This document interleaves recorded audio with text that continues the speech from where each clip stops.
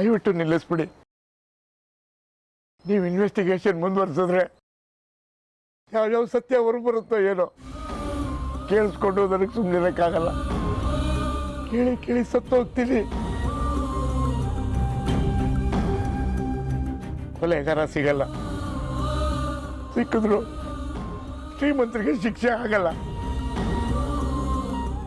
ಅವನನ್ನ ನೀವು ತಂದು ಕೋರ್ಟಿಗೆ ನಿಲ್ಲಿಸೋ ಅಷ್ಟರಲ್ಲಿ ನಾವು ಬೀದಿಗೆ ಬಂದ್ಬಿಟ್ಟಿರ್ತೀವಿ.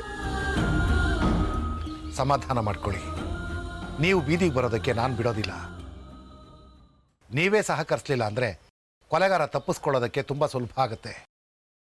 ನಾನು ಕೂಡ ನಿಮ್ಮ ಹಾಗೇನೆ ಬಡತನದ ಫ್ಯಾಮಿಲಿಯಿಂದ ಬಂದವನು. ನಿಮ್ಮ ಕಷ್ಟ ನನ್ನ ಕಷ್ಟ ಎರಡೂ ಒಂದೇ. ನಾನು ಆ ಕೊಲೆಗಾರನ ಹಿಡಿತೀನಿ. ನನ್ನನ್ನು ನಂಬಿ. ಚಪ್ಪಯ್ಯ ಅಂದ್ರೂ ಸಿಗೋದಿಲ್ಲ. ಗೊತ್ತಿದೆ ನನಗೆ ಇದೆಲ್ಲ ಆಗದೆ ಇರೋ ಕೆಲಸ ಅಂತ. ಹೇಳಿದೆ ಅವಳಿಗೆ, ನನ್ನ ಮಾತು ಕೇಳಲಿಲ್ಲ. ಸಿಗ್ತಾನೆ, ನನ್ನ ಮೇಲೆ ಭರವಸೆ ಇಡಿ. ಸಿಕ್ಕಲ್ಲ ಅಂದ್ರೆ ಸಿಗಲ್ಲ ಹೇಳ್ತಾ ಇದ್ದೀನಲ್ಲ ಇನ್ಸ್ಪೆಕ್ಟ್ರೆ. ಸಿಗ್ತಾನೆ. ಅದು ಹೇಗೆ ಸಿಕ್ಬಿಡ್ತಾನೆ? ಹೀಗೆ.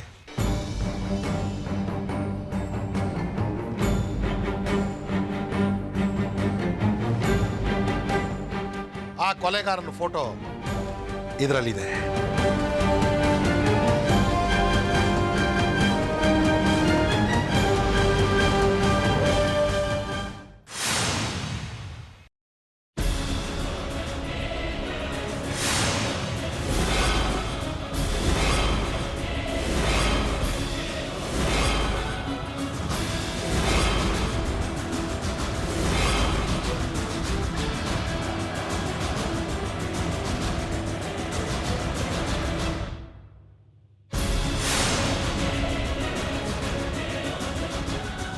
ಸರ್ ನನಗೆ ಯಾಕೆ ಬೇಕು ಸರ್ ದೊಡ್ಡ ಸವಾಸ?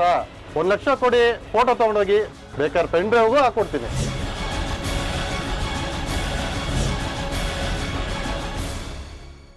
ನಾನು ಕೊಡೈಕೆನಾಲ್ಗೆ ಹೊರಡೋ ಅರ್ಧ ಗಂಟೆ ಮುಂಚೆ ಸ್ಟುಡಿಯೋ ಓನರ್ಗೆ ಫೋನ್ ಮಾಡಿದ್ದೆ. ಅವನು ಆ ಕೊಲೆಗಾರನ ಫೋಟೋನ ಪೆನ್ ಡ್ರೈವಲ್ಲಿ ಹಾಕಿಟ್ಟಿರ್ತೀನಿ ಅಂತ ಹೇಳಿದ್ದ. ನಾನು ಅಲ್ಲಿಗೆ ಹೋಗೋ ಅಷ್ಟರಲ್ಲಿ ಸ್ಟುಡಿಯೋ ಓನರ್ ಕೊಲೆಯಾಗಿತ್ತು.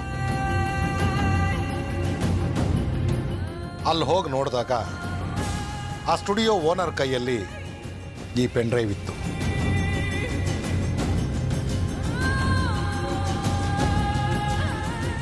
ನಾನು ಈ ವಿಷಯನ ಯಾರಿಗೂ ಹೇಳಬಾರ್ದು ಅಂದ್ಕೊಂಡಿದ್ದೆ. ಆದರೆ ನಿಮ್ಮನ್ನು ನಂಬಿಸೋಕ್ಕೋಸ್ಕರ ನಾನು ಹೇಳಲೇಬೇಕಾಯ್ತು.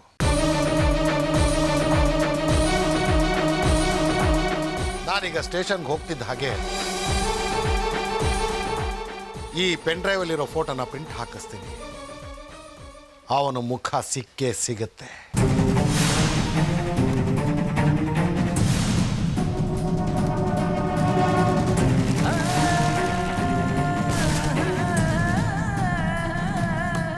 ಅಂತಕ್ಕಂಥವರು ನಿಮ್ಮ ಇಷ್ಟಾರ್ಥಗಳ ಸಿದ್ಧಿಗಾಗಿ ಮಾಡತಕ್ಕಂತಹ ಯಾವುದೇ ಸಣ್ಣ ಪುಟ್ಟ ವಿಚಾರ ಆದರೂ ಮನಸ್ಸಿಗೆ ಸಮಾಧಾನ ಇಲ್ಲದಂಥ ರೀತಿಯಲ್ಲಿದೆ. ಆದರೆ ಕೆಲಸ ಕಾರ್ಯಗಳಲ್ಲಿ ಅಭಿವೃದ್ಧಿಪಡಿಸಬೇಕು, ಯಶಸ್ಸಿನ ಹಾದಿಯಲ್ಲಿರಬೇಕು, ವಿದ್ಯಾರ್ಥಿಗಳು ಹೆಚ್ಚಿನ ಓದನ್ನು ಓದಬೇಕು, ಅದರಿಂದ ಸಾಕಷ್ಟು ಅನುಕೂಲತೆ ಪಡಿಬೇಕು ಅನ್ನೋ ಮನಸ್ಸು, ಆ ಒಂದು ಛಲ ನಿಮ್ಮಲ್ಲಿದೆ. ಅದಕ್ಕಾಗಿ ಮೇಷರಾಶಿಯವರು ಇವತ್ತಿನ ದಿವಸ ಸುಬ್ರಹ್ಮಣ್ಯೇಶ್ವರನ ಪ್ರಾರ್ಥನೆ ಮಾಡೋದ್ರಿಂದಲೂ, ಸಾಧ್ಯವಾದರೆ ಬೇವಿನ ವೃಕ್ಷನ ಮುಟ್ಟಿ ನಮಸ್ಕಾರ ಮಾಡೋದ್ರಿಂದಲೂ ಸಾಕಷ್ಟು ಒಳಿತನ್ನು ಕಾಣ್ತೀರಿ. ಮೇಷರಾಶಿಯಲ್ಲಿರ್ತಕ್ಕಂಥವರು ದುರ್ಗಾ ಗಣಪತಿಯ ಆರಾಧನೆ ಮಾಡಿ ದುಃಖಗಳಿಂದ ದೂರವಿರಿ.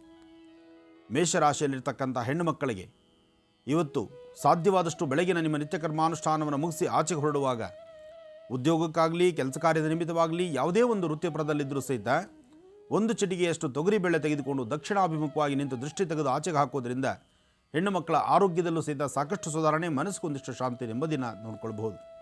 ಇನ್ನು ವೃಷಭ ರಾಶಿ. ವೃಷಭ ರಾಶಿಯಲ್ಲಿರ್ತಕ್ಕಂಥವ್ರು, ರಾಶಿಫಲದಲ್ಲಿ ವೃಷಭ ರಾಶಿಯವರಿಗೆ ಚಂದ್ರ ಮತ್ತು ಗುರು ಇರ್ತಕ್ಕಂಥ ಆಸ್ಥಾನ, ಶುಕ್ರ ಮತ್ತು ಬುಧ ಇರತಕ್ಕಂಥ ಆಸ್ಥಾನ ಮಹತ್ತರವಾಗಿದ್ದು ಆರ್ಥಿಕ ಪರಿಸ್ಥಿತಿಯಲ್ಲಿ ಅಭಿವೃದ್ಧಿ ಕಾಣ್ತೀರಿ. ಮನಸ್ಸಿಗೆ ಶಾಂತಿ, ನೆಮ್ಮದಿ ತಂದುಕೊಳ್ತೀರಿ. ಇವತ್ತಿನ ಕೈಂಕರ್ಯಗಳಲ್ಲಿ, ಕೆಲಸ ಕಾರ್ಯಗಳಲ್ಲಿ ಸಾಕಷ್ಟು ಲಾಭವನ್ನು ಕಾಣುವಂತಹ ದಿನ.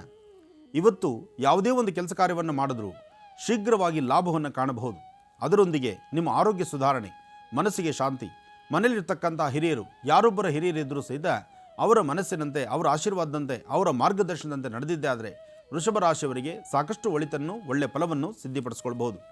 ಇದರೊಂದಿಗೆ ಸಾಧ್ಯವಾದರೆ ವೃಷಭ ರಾಶಿಯಲ್ಲಿರ್ತಕ್ಕಂಥವರು 21 ಗರಿಕೆಯನ್ನು ತಂದು ಗಣಪತಿಯ ಪಾದದ ಮೇಲಿಟ್ಟು ಓಂ ಗಂ ಗಣಪತಿಯೇ ನಮಃ, ಓಂ ಗಂ ಗಣಪತಿಯೇ ನಮಃ, ಓಂ ಗಂ ಗಣಪತಿಯೇ ನಮಃ ಆ ಗಣಪತಿಯ ಮಹಾಮಂತ್ರವನ್ನು ಓಂ ಗಂ ಗಣಪತಿಯೇ ನಮಃ ಎಂಬತಕ್ಕಂತಹ ಮಂತ್ರವನ್ನು ಹೇಳಿ ಪ್ರಾರ್ಥನೆ ಮಾಡಿ 21 ಗರಿಕೆಯನ್ನು ಗಣಪತಿ ಪಾದದ ಮೇಲೆ ಇಡೋದ್ರಿಂದ ವೃಷಭ ರಾಶಿಯವರಿಗೆ ಮತ್ತಷ್ಟು ವಿಶೇಷವಾದ ಫಲವನ್ನು ಸಿದ್ಧಿಪಡಿಸ್ಕೊಳ್ತೀರಿ. ಇನ್ನು ಮಿಥುನ ರಾಶಿ. ಮಿಥುನ ರಾಶಿಯಲ್ಲಿರ್ತಕ್ಕಂಥವ್ರು ರಾಶಿಬಲದಲ್ಲಿ ಮಿಥುನ ರಾಶಿಯವರಿಗೆ ಚಂದ್ರನ ಆಸ್ಥಾನ ಚೆನ್ನಾಗಿದೆ, ಆದರೆ ಆರೋಗ್ಯದಲ್ಲಿ ಸಣ್ಣ ಪುಟ್ಟ ವ್ಯತ್ಯಾಸ ಇದೆ. ಮನಸ್ಸಿಗೆ ನೆಮ್ಮದಿ ಇಲ್ಲದಂಥ ರೀತಿಯಲ್ಲಿದೆ. ಅಧಿಕವಾದಂತಹ ಆಯಾಸ ಅಥವಾ ಶ್ರಮಕ್ಕೆ ತಕ್ಕ ಪ್ರತಿಫಲ ಇದ್ಯಾವುದು ಕಾಣಲಿಲ್ವಲ್ಲ ಅನ್ನೋ ಒಂದು ಮನಸ್ಥಿತಿ ನಿಮ್ಮದಾಗಿರ್ಬೋದು. ಆದರೂ ಮಿಥುನ ರಾಶಿಯಲ್ಲಿರ್ತಕ್ಕಂಥವ್ರು ನೀವು ಮಾಡುವಂತಹ ಕಾಯಕವೇ ಕೈಲಾಸ, ಕಾಯಕದಲ್ಲಿ ನೀವು ಮಾಡುವಂತಹ ಕೆಲಸದಲ್ಲೇ ತೃಪ್ತಿಪಂಡು ಅದರಲ್ಲೇ ಹೆಚ್ಚಿನ ಆರೋಗ್ಯವನ್ನು ಮನಸ್ಸಿಗೆ ಶಾಂತಿಯನ್ನು ತಂದುಕೊಳ್ಬಹುದು. ಇವತ್ತು ಮಧ್ಯಾಹ್ನ 2 ಗಂಟೆಯ ನಂತರ 2 ರಿಂದ 4 ಗಂಟೆ 15 ನಿಮಿಷದವರೆಗೂ 2 ರಿಂದ 4 15 ನಿಮಿಷದ ಒಳಗಾಗಿ ಮತ್ತಷ್ಟು ಯಶಸ್ಸಿನ ಹಾದಿ ನಿಮ್ಮದಾಗಿರುತ್ತೆ. ನೀವು ಮಾಡುವ ಕೆಲಸ ಕಾರ್ಯಗಳಿಗೆ ಒಳ್ಳೆಯ ಪ್ರಶಂಸೆ ವ್ಯಕ್ತಪಡಿಸುವಂಥ ಕಾಲ, 4-6 ಜನ ಗುರುತಿಸಿ ಆ ಕೆಲಸದಲ್ಲಿ ಮತ್ತಷ್ಟು ಲಾಭವನ್ನು ಕಾಣುವಂತಹ ದಿನ. ಇಂತೆಲ್ಲ ವಿಶೇಷತೆಗಳನ್ನು ಇವತ್ತಿನ ದಿವಸ ಮಿಥುನ ರಾಶಿಯಲ್ಲಿರ್ತಕ್ಕಂಥವರು ಸಿದ್ಧಿಪಡಿಸ್ಕೊಳ್ಬಹುದು. ಮಿಥುನ ರಾಶಿಯಲ್ಲಿರ್ತಕ್ಕಂಥವರು ಒಂದು ಗ್ರಾಮ ದೇವತೆಯನ್ನು ಪ್ರಾರ್ಥನೆ ಮಾಡೋದ್ರಿಂದ ಮತ್ತಷ್ಟು ಹೆಚ್ಚಿನ ಫಲವನ್ನು ಸಿದ್ಧಿಪಡಿಸ್ಕೊಳ್ತೀರಿ. ಒಳ್ಳೆಯದಾಗಲಿ. ಇನ್ನುಳಿದ ರಾಶಿಗಳ ಈ ದಿನದ ಭವಿಷ್ಯ ಹೇಗಿದೆ ತಿಳಿಸ್ಕೊಡ್ತಾರೆ ಗುರುಜಿಯವರು ಮುಂದಿನ ಭಾಗದಲ್ಲಿ. ಈಗ ನಿಮ್ಮ ಕರೆಗಳನ್ನು ಸ್ವೀಕರಿಸುವಂತಹ ಸಮಯ. ಇಲ್ಲಿ ನಿಮ್ಮ ಸ್ವರತರಂಗದ ಮೂಲಕ ನಿಮ್ಮ ಸಮಸ್ಯೆಗೆ ಪರಿಹಾರ ಏನು ಅನ್ನೋದನ್ನು ಗುರುಜಿಯವರಿಂದ ತಿಳ್ಕೊಳ್ಳೋಣ. ಬನ್ನಿ ಪ್ರಾರಂಭ ಮಾಡೋಣ. ಸ್ವರ ಜ್ಯೋತಿಷ್ಯ ವಿಭಾಗ ಕಾರ್ಯಕ್ರಮದಲ್ಲಿ ಮೊದಲನೇ ಕರೆ ಯಾರ್ದು ನೋಡೋಣ. ಹಲೋ. ಹಲೋ, ನಮಸ್ತೆ ಮ್ಯಾಮ್. ನಮಸ್ತೆ. ನನ್ನ ಹೆಸರು ಶೋಭಾ ಅಂತ, ದಾವಣಗೆರೆಯಿಂದ. ಯಾರ ಬಗ್ಗೆ ಮಾತಾಡ್ತೀರಮ್ಮ? ಮೇಡಮ್, ನನ್ನ ಬಗ್ಗೆನೇ ಕೇಳಬೇಕಾಗಿತ್ತು ಗುರುಗಳ ಹತ್ರ. ಸರಿ ಮಾತಾಡಿ. ನಮಸ್ತೆ ಗುರುಗಳೇ. ನಮಸ್ತೆ ತಾಯಿ. ಗುರುಗಳೇ, ನನಗೆ 9 ವರ್ಷ ಆಯ್ತು ಮದುವೆ ಆಗಿ, ಇನ್ನೂ ಮಕ್ಕಳಾಗಿಲ್ಲ. ಎಷ್ಟೊಂದು ಟ್ರೀಟ್ಮೆಂಟ್ ತಗೊಂಡಿದ್ದೀನಿ, ಆದ್ರೂ ಸಹಿತ ನನಗೆ ಇನ್ನೂ ಆಗಿಲ್ಲ ಗುರುಗಳೇ. ನಿಮ್ಮ ಮನೆದೇವರ ಹೆಸರು ಹೇಳಮ್ಮ. ಹಲೋ, ನಿಮ್ಮ ಮನೆದೇವರ ಹೆಸರು ಹೇಳಿ ತಾಯಿ.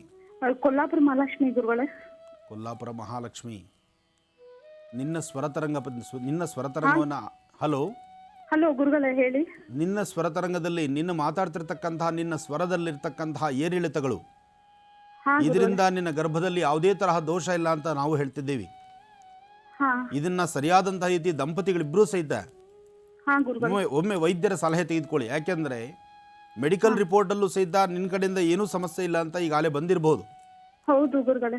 ಇದರಿಂದ ನಿಮ್ಮ ಪತಿದೇವರಿಗೆ ಬೇಕಾದಂತಹ ಸ್ವಲ್ಪ ವೈದ್ಯಕೀಯದ ಸವಲತ್ತು, ಅಂದರೆ ಒಂದಿಷ್ಟು ಆಯುರ್ವೇದಿಕ್ ಔಷಧಿಯೋ ಅಥವಾ ಬೇಕಾಗಿರ್ತಕ್ಕಂತಹ ಒಂದಿಷ್ಟು ಔಷಧಿ ಕ್ರಮಗಳನ್ನು ಸರಿಯಾದ ರೀತಿ ಮಾಡಿಕೊಂಡ್ರೆ ಖಂಡಿತವಾಗ್ಲೂ ಹೇಳ್ತೇನೆ ನಿಮ್ಮ ಗರ್ಭ ನಿಲ್ಲುತ್ತೆ, ಯಾವುದೇ ತರಹ ಸಂದೇಹ ಇಲ್ಲ. ಆಗುತ್ತಲ್ಲ ಗುರುಗಳೇ ನನಗೆ ಮಗು? ಖಂಡಿತ ಆಗುತ್ತೆ ತಾಯಿ. ಪ್ರಾರಂಭ ದಿನಗಳಲ್ಲಿ ಗುರುಗಳೇ, ನಾನು ಎಲ್ಲಿ ಹೋದ್ರೂ ಸಹಿತ ಎಲ್ಲರೂ ಅದನ್ನೇ ಕೇಳೋದು ನನ್ನನ್ನು. ನೋಡಮ್ಮ, ಈ ಸಮಾಜನೇ ಹಾಗೆ. ಈ ಸಮಾಜದಲ್ಲಿ ಬಹಳ ಅದೇ ಒಂದು ಚಿಂತೆ ಆಗಿದೆ ನೋಡ್ರಿ ಗುರುಗಳೇ. ನೋಡಮ್ಮ, ನಿನ್ನ ಸ್ವರತರಂಗ ಪ್ರಕಾರ ಜಾತಕದಲ್ಲಿ ಚಂದ್ರ ಚೆನ್ನಾಗಿದ್ದಾನೆ, ಗುರುವಿನ ಅನುಗ್ರಹ ಇದೆ. ಖಂಡಿತವಾಗಲೂ ನಿನಗೆ ಸಂತಾನ ಆಗುತ್ತೆ, ಆಗೋದಿಲ್ಲ ಅಂತಿಲ್ಲ. ಆದರೆ ಕಾಲಧರ್ಮಚಾರ ಪ್ರಕಾರ ಇವತ್ತಿನ ಆಹಾರದಲ್ಲಿ ಆ ಶಕ್ತಿ ಇಲ್ಲ. ಅದರಿಂದ ಸಮಯ ಮೀರ್ತಾ ಬಂತು. ಜೊತೆಗೆ ನೀವು ಸಹಿತ ಬಹಳ ನಿರಾಸಕ್ತರಾಗಿಬಿಡ್ತೀರಿ. ದಾಂಪತ್ಯದಲ್ಲಿ ಒಂದಿಷ್ಟು ನೆಮ್ಮದಿ ಕಾಣುವಂತಹ ಪರಿಸ್ಥಿತಿಯಲ್ಲಿ ನೀವು ಇರೋದಿಲ್ಲ. ಕಾರಣ ಹೇಗೋ ನಮಗೆ ಸಂತಾನ ಆಗಲ್ಲ ಬಿಡು, ನಮ್ಮ ಹಣೆ ಬರ ಇಷ್ಟೇ ಬಿಡು, ಈ ಪ್ರಕಾರವಾದಂತಹ ನೆಗ್ಲೆಕ್ಟ್ ಮಾಡುವಂಥದ್ದು. ನೀವೇ ನಿಮ್ಮನ್ನು ದೂಷಿಸ್ಕೊಳ್ತೀರಿ, ನಿಮ್ಮ ದೇಹವನ್ನು ನೀವೇ ದಂಡಿಸ್ಕೊಳ್ತೀರಿ. ಇಂತಹದ್ದನ್ನ ಪಕ್ಕದಲ್ಲಿ ತಳ್ಳಿ. ಆಗೋದಲ್ಲ ತಾಯಿ. ಯಾಕೆಂದರೆ ನಿಮಗೆ 10 ಕಡೆ ಹೋದಾಗೂ ಏನೂ ಆಗಿಲ್ಲ ಅಂದಾಗ, ಅಥವಾ ಯಾವುದೇ ವೈದ್ಯರ ಸಲಹೆ ತೆಗೆದುಕೊಂಡು ನಮಗೆ ಆಗ್ತಾ ಇಲ್ಲ ಅಂದಾಗ ನಿಮ್ಮ ಮನಸ್ಸಲ್ಲಿ ಆ ಒಂದು ಬಾಧೆ ತಂದ್ಕೊಂಡು ಬಿಡ್ತೀರಿ. ಅದೇ ನಾವು ಮಾಡೋ ಮೊದಲನೇ ಅಪರಾಧ, ಮೊದಲನೇ ತಪ್ಪದು. ನೋಡಮ್ಮ, ನಿನ್ನಲ್ಲಿ ಏನೂ ಕೊರತೆ ಇಲ್ಲ. ಇದಂತೂ ಭಾಳಷ್ಟು ಅರ್ಥಗರ್ಭಿತವಾಗಿ ಹೇಳುವಂಥ ವಿಚಾರ. ನಿನ್ನ ಸ್ವರತರಂಗದಲ್ಲಿ ತೊಂದರೆ ಇಲ್ಲ. ಅದರಿಂದ ನೀನು ನಿಮ್ಮ ಪತಿದೇವರನ್ನ ಸರಿಯಾದಂತಹ ವೈದ್ಯರ ಬಳಿ ಕರ್ಕೊಂಡೋಗಿ ಅವ್ರಿಗೂ ಒಂದಿಷ್ಟು ಆರೋಗ್ಯದ ಬಗ್ಗೆ ಒಂದಿಷ್ಟು ಚಿಂತನೆ ಮಾಡಿಸೋದ್ರಿಂದ ಶೀಘ್ರವಾಗಿ ಸಂತಾನ ಪ್ರಾಪ್ತಿಯಾಗುತ್ತೆ. ಒಳ್ಳೆಯದಾಗಲಿ ತಾಯಿ.